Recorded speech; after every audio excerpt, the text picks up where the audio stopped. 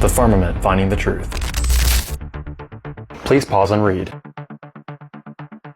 In 1931, one of the first people to ever venture high above the Earth to see what it actually looked like was a man by the name of Auguste Piccard. And he should definitely be in the history books, but after his trip, he reported how the Earth appeared from his view in the stratosphere over 50,000 feet. And he described it by saying that it seemed to be a flat disk with an upturned edge.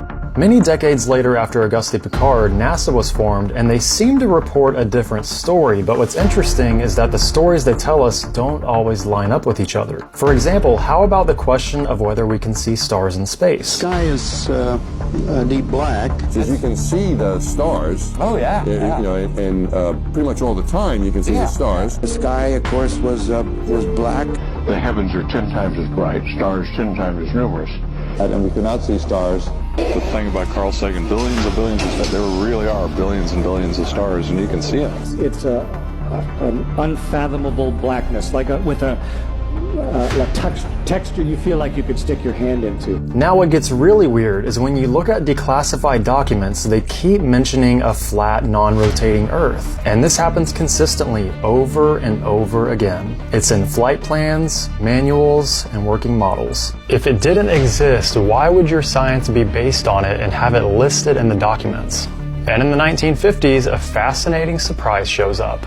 Russia had documents describing the firmament. Although we weren't able to shatter that highest, hardest glass ceiling this time, thanks to you, it's got about 18 million cracks in it. Kicks and deals.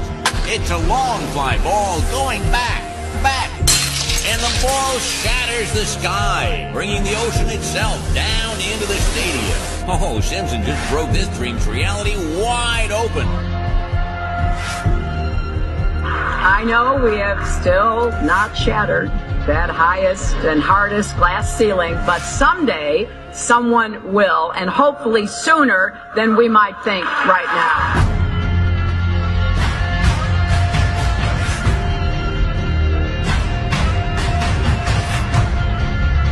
There's no place to go.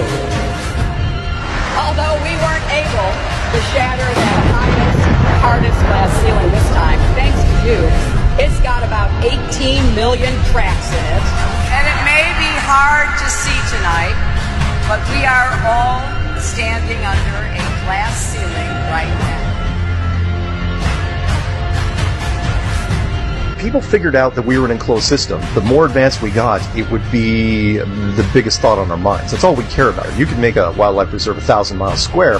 All people, all human beings would do is just be knocking on the fence constantly, going, why is this fence here? Who built the fence? Why are we in here? And so on and so on.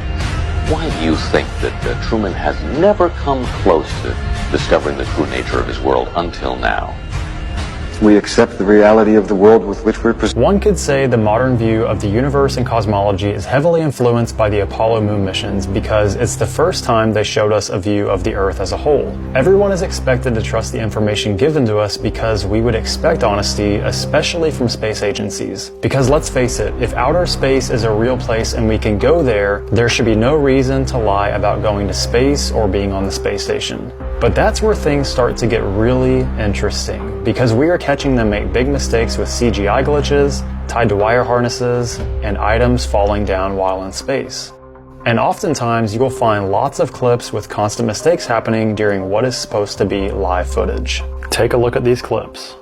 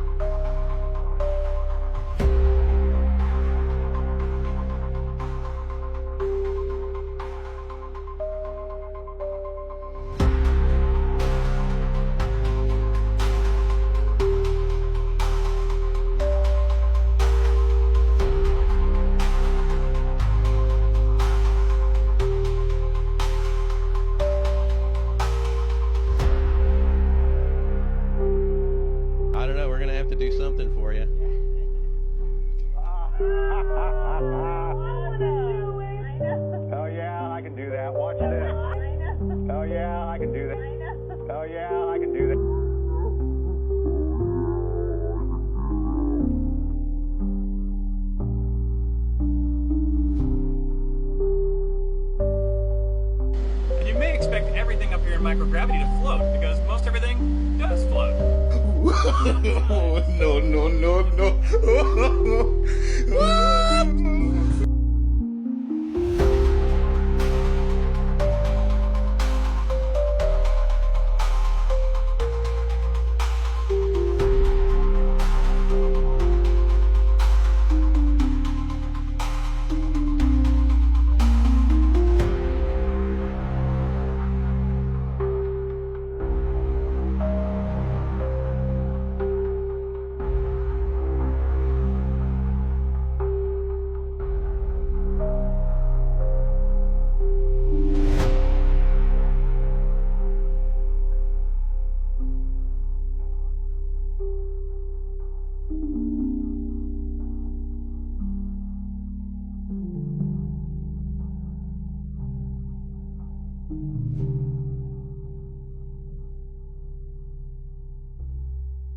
Another consistency is that we are told the moon is approximately 238,000 miles away, but we are told that we can only fly in Earth orbit, which is only around 22,000 miles. But somehow we went to the moon. It doesn't make sense. Right now, we only can fly in Earth orbit. That's the farthest that we can go. And this new system that we're building is going to allow us to go beyond and hopefully take humans into the solar system to explore. So the moon, Mars, asteroids, there's a lot of destinations that we could go to. And we're building these building block components in order to allow us to do that eventually. I'd go to the moon in a nanosecond. The problem is we don't have the technology to do that anymore. We used to, but we destroyed that technology, and it's a painful process to build it back again. Other inconsistencies are things like the Challenger explosion. We were told that all the crew members died, but we find people that look very similar who are alive and working at other jobs long after the explosion occurred. Another example is showing us images of Mars, yet we find people in the background and even animals as well. Picture came out in 2012. It's of the Rocknest site. It's a very neat picture, very neat area of Mars. Get the big one. And when it comes up, you want to go ahead and focus in on that area right there. And there were a couple other anomalies in here I thought they were pretty interesting. Man, it looks just like a mouse, rat, what you would see what you see roaming around in your little hermit, or in your little hamster cage back in the day.